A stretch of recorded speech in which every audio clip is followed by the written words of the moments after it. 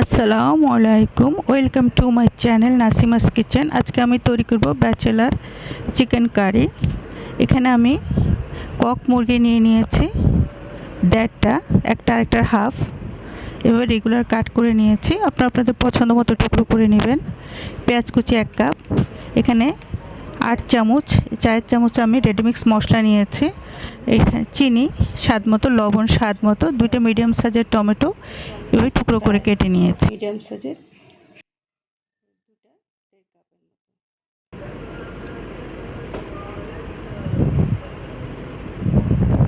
বিসমিল্লাহির রহমানির রহিম। আমরা চুলে একটা প্যান বসিয়ে দিলাম, দিয়ে দিচ্ছি রান্নার রেগুলার তেল। এখানে আমি রাইস ব্র্যান্ড তেল দিয়ে রান্না করছি। আপনারা আপনাদের পছন্দ মতো সরষের তেল, সয়াবিন ইউজ করতে পারেন। তেলটা গরম হয়ে গেছে, এখানে আমরা 1 কাপ পেঁয়াজ কুচি দিয়ে দিলাম। পেঁয়াজ কুচিটা আমরা নেড়ে নেড়ে গোল্ডেন ব্রাউন হওয়া পর্যন্ত ভাজতে থাকবো। এখন আমরা যে মশলাটা নিয়েছি এটা আমরা একটু পানি দিয়ে গুলিয়ে একটা পেস্ট তৈরি করে নিচ্ছি। আর একটু পানি দিয়ে একটা মসৃণ পেস্ট তৈরি করে নিচ্ছি। খুব সহজ, এটা যে কেউ রান্না করতে পারে অল্প সময়ে। এদিকে আমাদের পেঁয়াজগুলো গোল্ডেন ব্রাউন হয়ে গিয়েছে। এখন আমরা যে মশলার পেস্টটা পেঁয়াজের সাথে দিয়ে কষিয়ে নিব নেড়ে নেড়ে। বাটি ধুয়ে একটু পানি দিয়ে দিলাম। মশলা খুব ভালোভাবে কষিয়ে নিতে হবে। দিচ্ছি স্বাদ মতো লবণ। আমরা মশলাটা নেড়ে নেড়ে কষিয়ে নিব। দিচ্ছি টমেটো কুচি।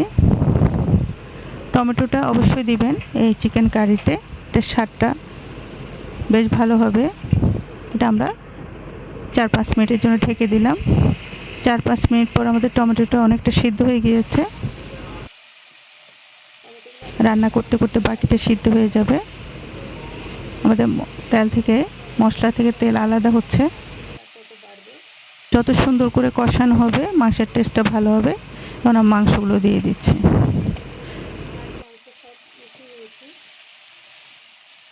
রান্না করার জন্য এটাকে আমি ব্যাচেলার চিকেন কারির নাম দিলাম, কারণ এখানে ব্যাচেলার স্টুডেন্ট যারা আছে রান্না করার যথেষ্ট সময় থাকে না।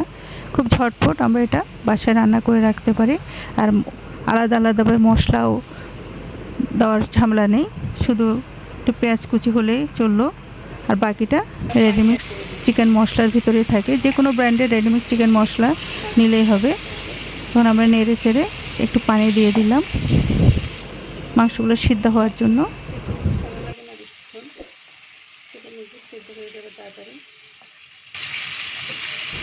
খুব ইজি রেসিপি। এখন আমরা এটা ঢেকে দিব 7-8 মিনিটের জন্য। মাংসের পানিটা শুকিয়ে যাবে। 7-8 মিনিট পরে আমাদের মাংসের পানিটা অনেকটাই শুকিয়ে গিয়েছে, মশলা তেল আলাদা হতে শুরু করেছে। আমরা নেড়ে নেড়ে আরও কিছুক্ষণ কষিয়ে নিব। যতক্ষণ আমরা ভালোভাবে কষাবো মাংসের টেস্টটা ততটাই ভালো হবে। রেডিমিক্স মশলাতে একটা সুন্দর একটা অ্যারোমা পাওয়া যাচ্ছে।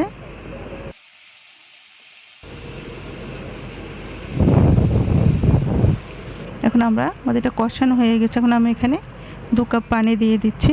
ঝোলটা যার যার পছন্দ মতো, যারা একটু আমরা ঝোল খাবো ঝোলের পরিমাণটা বাড়িয়ে দিব, যারা ঝোলটা কম খাবো ঝোলের পরিমাণটা কমিয়ে দিব, মাখা মাখা খাবো। চারপাশ থেকে মশলাগুলো প্যানের আমরা নামিয়ে দিচ্ছি।